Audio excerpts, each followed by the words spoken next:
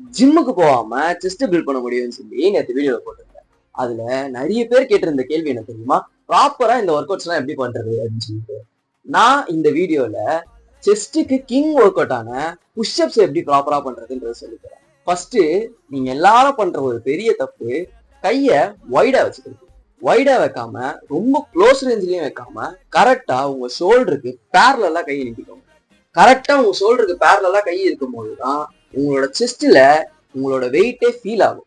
நீங்க புஷ்அப் பண்ணும்போது கைய பாடிக்கு வைடரா விரிக்காம உங்க பாடியை ஒட்டினா மாதிரியே கை போயிட்டு மேல வரும்.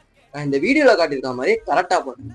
பிளஸ் இன்னொன்னு என்னன்னா, நிறைய பேர் ஃபோர்ஸ்டா ஸ்பீடா பண்றீங்க. அப்படி பண்ணவே கூடாது.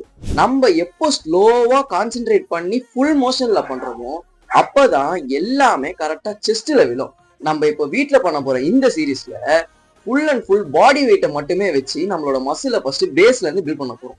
ஸோ இந்த வீடியோவை சேவ் பண்ணிக்கோங்க. 30 டேஸ்க்கு ட்ரை பண்ணுங்க. ஃபுல் மோஷன்ல கரெக்டா கான்சென்ட்ரேட் பண்ணி பண்ணீங்கன்னா 30 டேஸ்ல ரிசல்ட்டை காட்டுறேன்.